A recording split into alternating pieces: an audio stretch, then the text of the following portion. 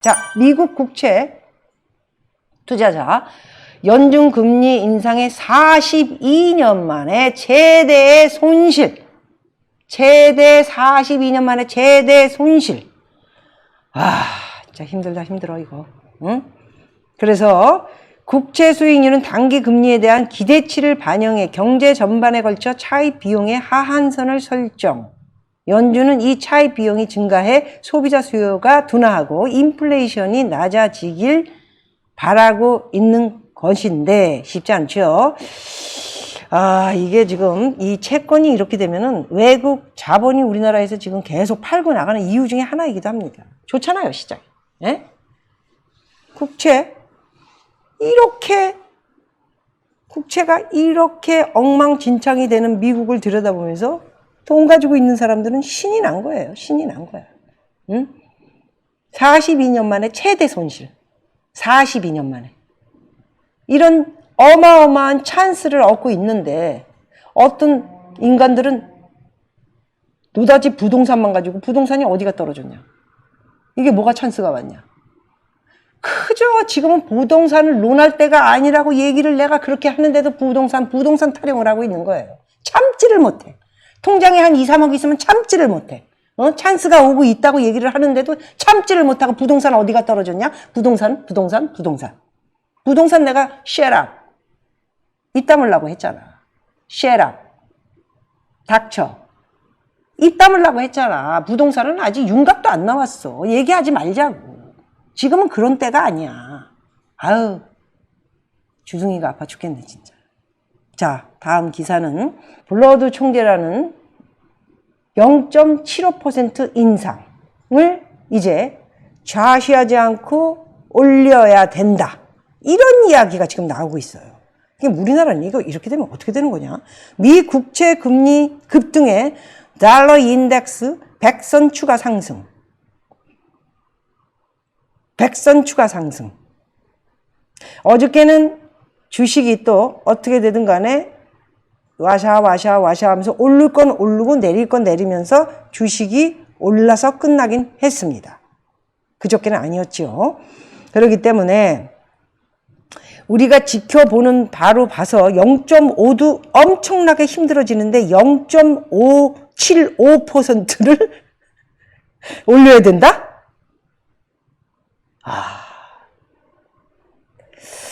이게 되게 이렇게 되면은 정말 힘들어집니다. 윤석열 정권 들어오면서 금융위기, 외환위기 이런 거 정말 신경 써야 돼요. 예? 어떻게 하면은 이창용 한국은행 총장이 얘기하지 않았습니까? 미움을 사고 인기가 없더라도 해외에서 있었던 사람이기 때문에 감을 잡는 거예요. 새로 대통령이 바뀌었기 때문에 그래도 좀 조금은 천천히 이렇게 가야만 되지 않습니까? 한 방에 훅 갈 수도 있기 때문에. 국민들은 모르잖아요. 무조건 대통령이 바뀌었으니까 좋아진다. 이게 말이 됩니까? 좋아지는 게 말이 되냐고. 금리 연준에서 지금 0.75 얘기하고 있는데 제 생각에 0.75는 안 올릴 것 같고요. 이번에. 그렇다면 0.5 그렇게 계속해서 강력하게 가겠다는 얘기죠. 강력하게 올린다는 거죠. 지금 인플레이션이 말도 못해요. 매일 제가 부동산 결정한 것 때문에 전화 통화를 하고 있는데 너무 막 겁내요 지금. 그래서 우크라이나 사태 굉장히 심각하게 봐야 됩니다. 우크라이나 사태 여러분 장기로 간다는 말씀 저는 수도 없이 했죠. 장기로 갑니다. 장기로 가요. 장기 떠야 돼. 장기 뜨면 시간이 1시간짜리가 있고 2시간짜리가 있고 3시간짜리가 있고 하루가 있어. 응? 만만치 않아요 우크라이나가. 또 미국을 등에 업고 유럽들도 살살거리면서 뒤로 또 도와주고 안 그러면 러시아를 키워놓으면은 유럽한테 좋을 게 뭐가 있어요. 그렇기 때문에 푸틴도 대단히 화가 나 있다 이러지만 걱정거리일 겁니다. 벌써 디볼트 시켜버려야 되는데 디볼트도 시키지 않고 뭐 하는 거야 저거. 살살. 그놈의 기름은 가스. 러시아 니네는 정말 행복하겠다. 행복하겠어. 자, 중국을 한번 보겠습니다. 정말 중국 이거 큰일 났습니다. 중국은 남은 지금 금리를 올리는데 남들은 금리를 올리고 있는데 코로나 충격이 와서 100조를 풀겠다. 미쳐도 단단히 미친 거지. 뭐 경제를 알아야 뭘 하지. 얘네들은 곧 망하게 돼 있어요. 제가 볼 때. 망합니다. 예. 100조를 푼다. 100조를 풀어서 어떡할 건데? 응? 100조를 풀어서 코로나19 확산세에 거세진 이 사람들 폭등이 일어나죠. 왜냐면 중국 사람들이 여러분 아시는 분들 다 아시잖아요. 성질이 굉장히 참질 못해요. 불같아요. 한국 사람들하고 거의 비슷하지 않습니까? 그러면 어떤 일이 벌어지냐면은 목구멍에 밥이 이게 안 들어오고 돈이 이게 안 깔리고 이러면은 폭등이 나요. 폭등. 네? 그럼 미국처럼 폭등이 날 수도 있는데 거기는 이게 제압 자체가 그래도 자유민주주의를 오랫동안 한 사람들이기 때문에 아닌 거는 아니고 긴 거는 기고 잡혀갈 사람은 잡혀가고 그리고 질서를 지켜야 된다는 것을 알고 있기 때문에 제압이 됩니다. 중국 사람은 제압이 안 되고 그러다 보니까 사람을 이제 뭐 죽이게 되는 거죠. 탱크가 오고 비행기가 뜨고. 에? 천안문 사태 여러분 지켜보셔서 알잖아요. 응? 그래서 이런 것들이 이 중국 때문에 전 세계가 힘들어질 수 있는 타임이 언제 오느냐에 굉장히들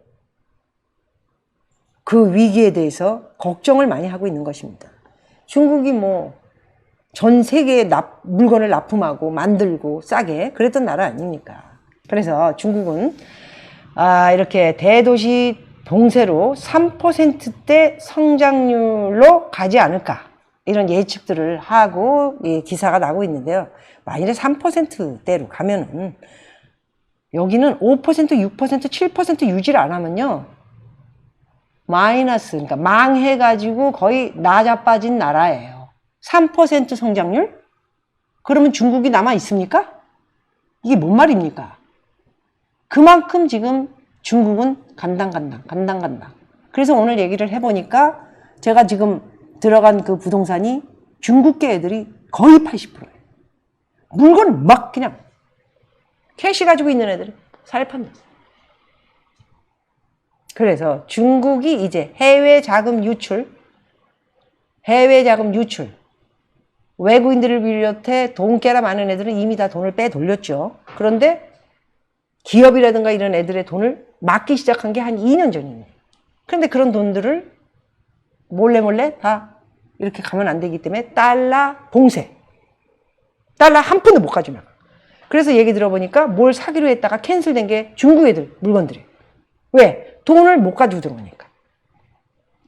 돈을 더 재가지고 달러를 바꿔가지고 들어오는 걸 더 못하게 하니까 이제 달러를 봉쇄하고 위안화는 완전히 바닥을 치어서 약세로 돌아가고 우리가 TV를 통해서 중국에서 물건이 없어가지고 물 하나 사는데 10만 원을 줘야 된다. 이런 얘기가 나올 때쯤 되면 굉장히 심각한 세계의 위기를 맞을 수 있다. 이런 말씀을 드릴 수 있을 것 같습니다.